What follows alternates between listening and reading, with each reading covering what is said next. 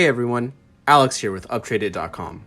In today's comparison video, we're going to be covering a more difficult topic, the iPhone XR versus the Galaxy S10.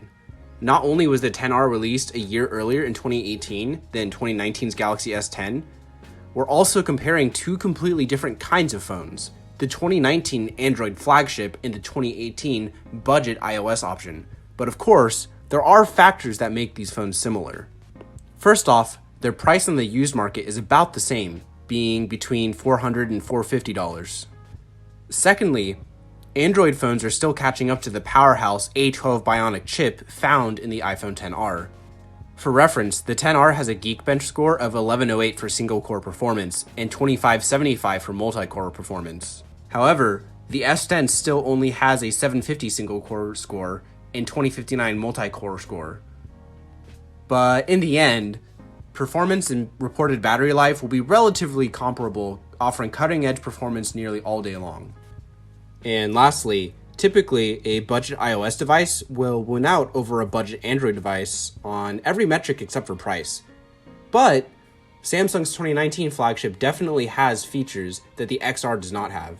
In this video, we will be going over the pros of the iOS device and compare it to the features that only the Galaxy S10 bring to the table.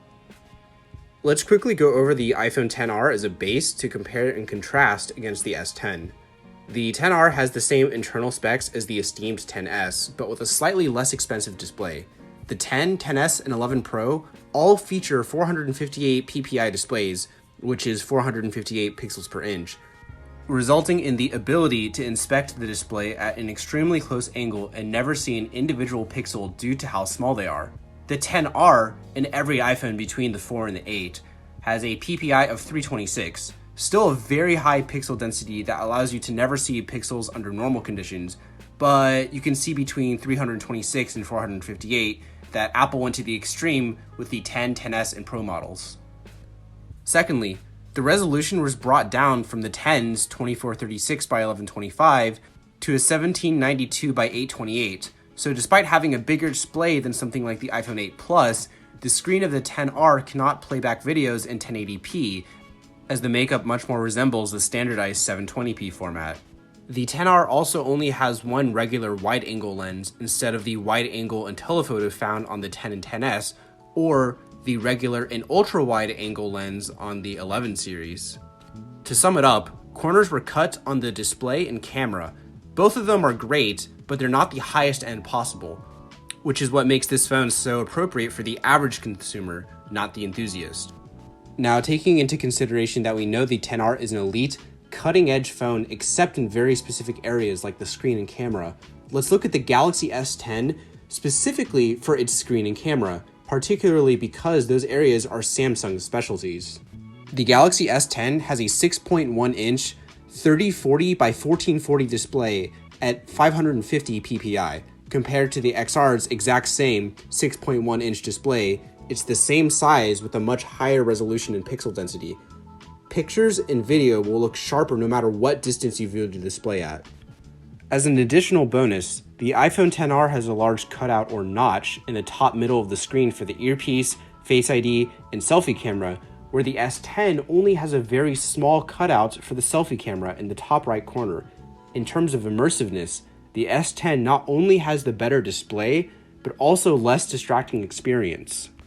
As for the cameras, the XR only has one lens for standard photos, but the S10 has not only a regular wide-angle lens, but a telephoto lens for optical zoom-in and an ultra-wide-angle lens for zooming out. The iPhone here pales in comparison with only having the ability to digitally zoom.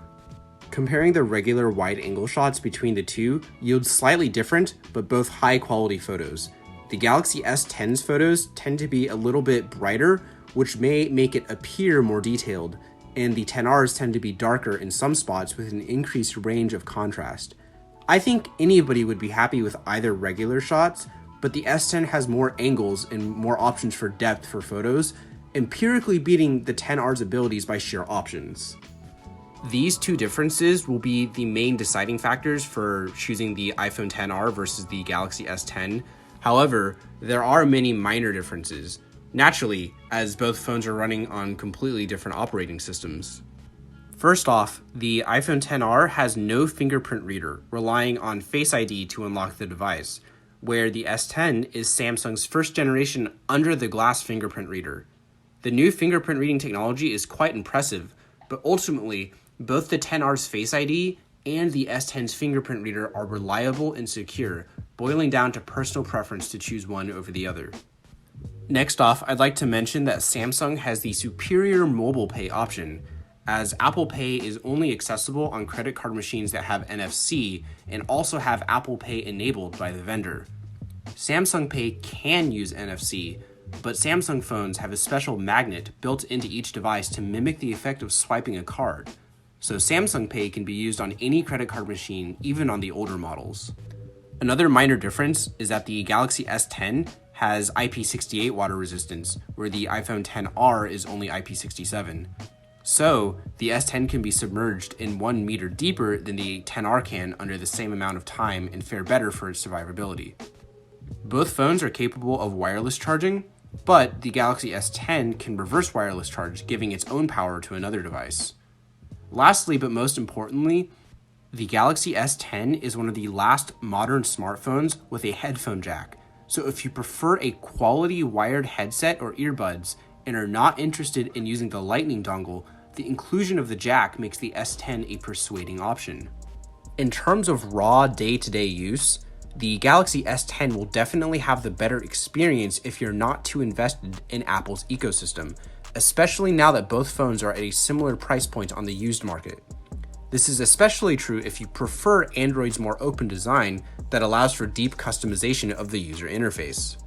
The S10 is the superior phone in almost every way, except for in performance, as Apple's iOS allows less powerful devices to perform exceptionally better due to increased optimization. The XR is still a budget-friendly entry into Apple's ecosystem, but if you don't prefer iOS, the Galaxy S10 undoubtedly has more software features, accessory options, and photography capabilities, and a better experience looking at the superior display. If you had $450 to spend and wanted to get as much as possible for every dollar, the Galaxy S10 is the more feature-rich phone. However, this may not apply if you are a heavy user of Apple features such as iMessage, AirDrop, Apple Music or Apple Watch, or you have a MacBook, where the features enabled between Apple devices make the XR a better purchase. If you think either of these phones are right for you, whether it be an affordable entry into the world of iOS or the feature-rich and premium Samsung experience, I encourage you to purchase your preferred device from our website, UpTradeIts.com, where we can guarantee the quality, safety, and experience for your new phone. Thank you so much for your continued support and have a wonderful day.